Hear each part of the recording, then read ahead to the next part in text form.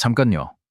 지금 여러분의 계좌 파란불이십니까? 혹시 충분히 오르지 못하고 있다면 실적이 나빠서만은 아닐 수 있습니다. 여러분이 마땅히 가져가야 할 돈, 그 돈이 지금까지 기업 금고 안에 갇혀 있었기 때문일 수 있습니다. 그 금액이 얼마인지 아십니까? 72조 원입니다. 그리고 2026년 2월 25일 국회가 그 돈을 꺼내라는 법을 통과시켰습니다. 회사들이 스스로 자기 주식을 사서 태웁니다. 태운다는 게 비유가 아닙니다. 법적으로 소멸시킵니다. 자기 재산을 없애는 회사가 왜 주가는 오르나요? 역설이죠.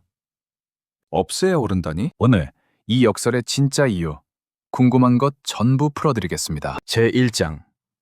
피자가 6조각이 되면 자사주 소각이 내 주식 가격을 실제로 올리나요? 자, 여러분, 지금 피자 한 판 머릿속에 그려보세요. 8조각짜리 피자입니다. 그런데 갑자기 2조각이 사라졌어요. 피자 양은 그대로인데 이제 6조각만 남았습니다. 자, 그럼 당신이 먹을 조각은 어떻게 될까요? 더 커졌죠?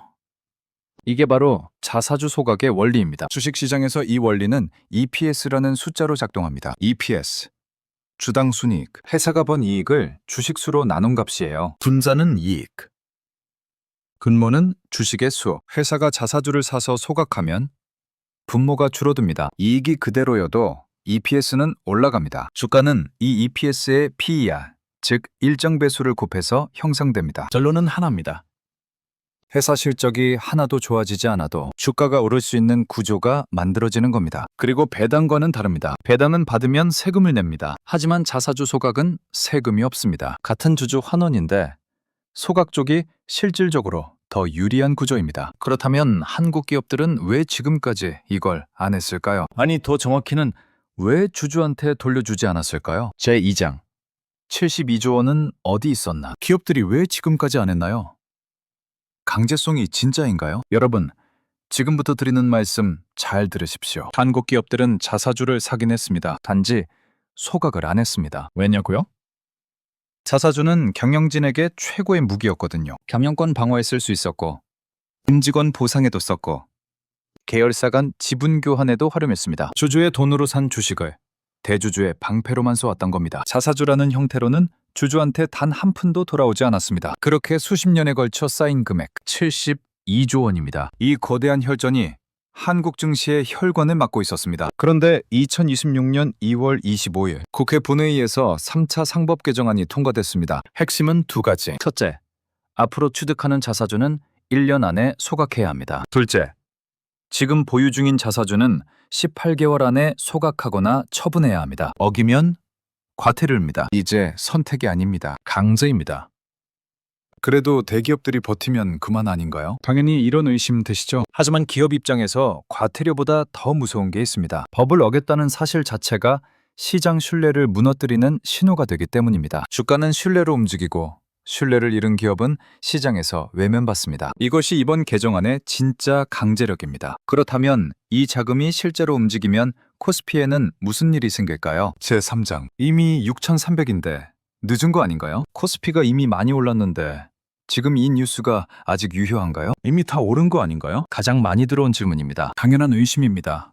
코스피가 2월 26일 사상 첫 6,300선을 돌파했습니다. 2월 27일 현재는 엔비디아 주가 급락 여파로 6,200선 근처에서 등락하고 있습니다. 그런데 이번 상승이 과열인지 아닌지를 판단하는 기준이 있습니다. 바로 선행, PER, 주가 수익 비율입니다. 대신증권 분석에 따르면 코스피 6,300 기준 선행 PER은 약 10.4배. 이는 코스피의 장기 평균 수준입니다. 과거 유동성 장세, 금리를 낮춰서 돈을 풀어 올라가던 때와는 다릅니다. 지금은 반도체 실적이 실제로 뒷받침되고 있고 거기에 상법 개정이라는 구조적 변화가 더해진 겁니다. 다만 솔직하게 말씀드리겠습니다. 대신증권은 상법 개정이라는 정책 모멘텀은 이미 정점을 통과했다고 분석했습니다. 앞으로 단기 변동성이 나타날 수 있다는 뜻입니다. 그리고 이것이 핵심입니다. 18개월이라는 시한폭탄의 타이머가 돌아가기 시작했습니다. 이 기간 안에 72조 원의 향방이 결정됩니다. 이미 이 길을 먼저 걸은 나라가 있습니다. 일본입니다.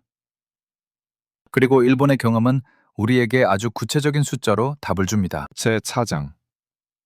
일본은 얼마나 올랐나? 일본이 이미 이걸 했다는데 실제로 어떻게 됐나요? 일본은 한국과 거의 같은 문제를 갖고 있었습니다. 기업들의 시가총액이 순자산보다 낮은 PBR 1배 미만 상태, 이른바 재팬 디스카운트 수십 년째 지속됐습니다. 2015년 아베노믹스가 기업 지배구조 개혁을 밀어붙였습니다. 2023년 도쿄 증권거래소가 PBR 1배 미만 기업들의 공시 압박을 가했습니다. 결과는요?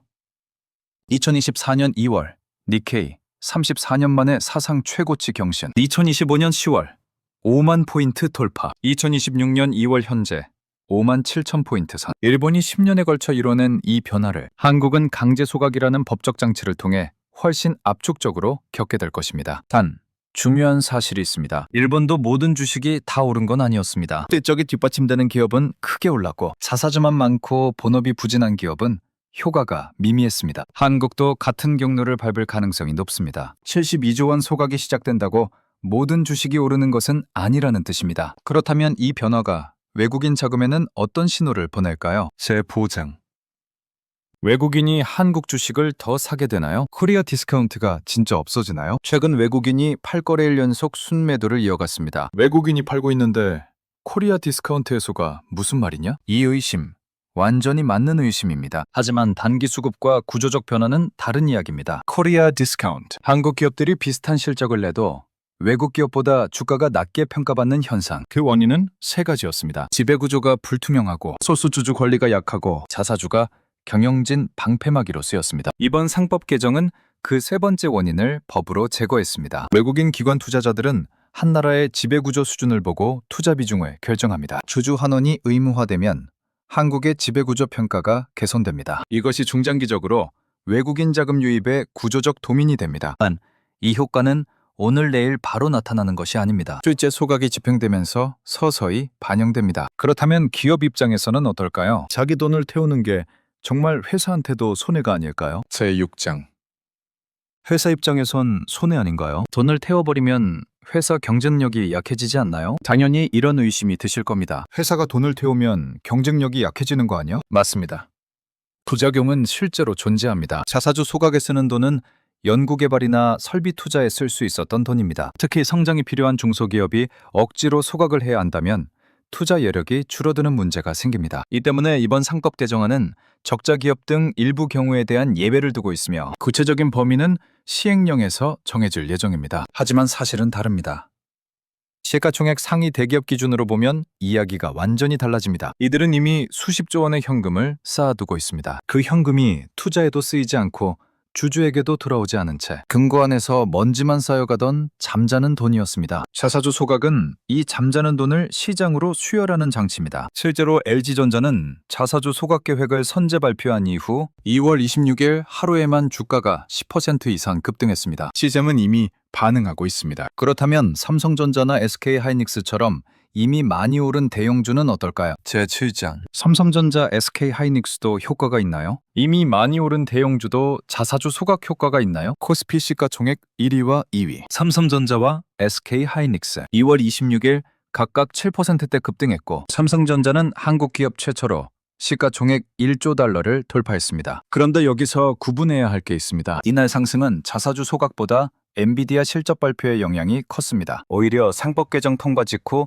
삼성생명과 KB금융 같은 금융주는 이벤트 소멸이라는 인식에 차익 매물이 나오며 하락했습니다. 이게 보여주는 중요한 원리가 있습니다. 자사주 소각 효과는 두 번 옵니다. 법이 통과됐을 때 한 번, 실제로 소각이 이루어질 때 또 한 번. 삼성전자는 이미 수십조 원 규모의 자사주 소각을 발표한 바 있습니다. 1장에서 설명한 그 원리대로 실적 개선으로 분자가 커지고 소각으로 분모가 줄어드는 두 가지 효과가 동시에 작용하는 구조입니다. 단 이미 시가총액이 워낙 큰 만큼 소각 효과가 소형주만큼 극적으로 나타나기는 어렵습니다. 결국 핵심 질문 하나가 남습니다. 이 정책, 다음 정권에서 뒤집힐 수 있지 않을까요? 제8장. 이 정책, 지속될 수 있나요? 다음 정권에서 상법이 다시 바뀌면 끝 아닌가요? 타당한 의심입니다. 정권이 바뀌면 법도 바뀌는 게 한국 아닌가? 충분히 드실 수 있는 생각입니다. 그런데 이번 개정안의 성격을 먼저 봐야 합니다. 자사주 소각 의무화는 새로운 특혜를 주는 법이 아닙니다. 기업이 주주 거신 돈을 주주에게 돌려주도록 강제하는 법입니다. 이걸 다음 정권이 기업한테 자사주 소각 안 해도 됩니다 라고 되돌린다면 어떻게 될까요? 시장은 즉시 한국 지배구조 후퇴 신호로 읽습니다. 외국인 자금이 이탈하고 코리아 디스카운트가 다시 깊어집니다. 어떤 정권도 그 정치적 비용을 감수하기는 쉽지 않습니다. 실제로 코스피의 이번 상승 경로를 보십시오. 2025년 6월 3천선, 10월 4천선, 2026년 1월 5천선, 그리고 2월 6,300선. 이 상승은 단순한 유동성 장세가 아닙니다. 반도체 AI 실적 개선, 정치적 불확실성 해소, 상법 개정을 포함한 여러 구조적 변화가 맞물린 결과입니다. 하지만 이것이 코스피가 앞으로 계속 오른다는 보장은 아닙니다. 오늘처럼 미국 기술주 하나가 급락하면 하루 만에 6,300선을 반납하는 것이 주식시장입니다. 단기 변동성은 언제든 올 수 있습니다. 이번 상법 개정이 만들어내는 것은 코스피 6,300이라는 숫자가 아닙니다. 72조 원이 시장으로 돌아오는 구조, 그리고 한국 기업들이 주주를 대하는 방식이 법으로 바뀌었다는 사실. 그 변화가 얼마나 깊이 뿌리 내리는지가 앞으로 한국 주가의 진짜 체력을 결정합니다. 오늘 영상에서 기억하실 것 딱 3가지입니다. 하나, 자사주 소각은 이익이 늘지 않아도 주당 가치를 높이는 구조적 변화입니다. 둘, 이 돈은 한꺼번에 오는 것이 아니라 18개월에 걸쳐 단계적으로 시장에 반영됩니다. 셋, 이번 상법 개정의 진짜 의미는 주가 숫자가 아니라 한국 기업이 주주를 대하는 방식이 법으로 바뀌었다는 사실입니다. 충격 경제학이었습니다. 이 영상이 도움이 되셨다면 구독과 좋아요 부탁드립니다. 자사주 소각이 한국 주가 전체에 어떤 구조적 영향을 미치는지 사실에 근거해 설명하는 정보 콘텐츠입니다. 충격 경제학. 본 영상은 특정 종목의 투자를 권유하지 않으며 투자 판단의 책임은 시청자 본인에게 있습니다.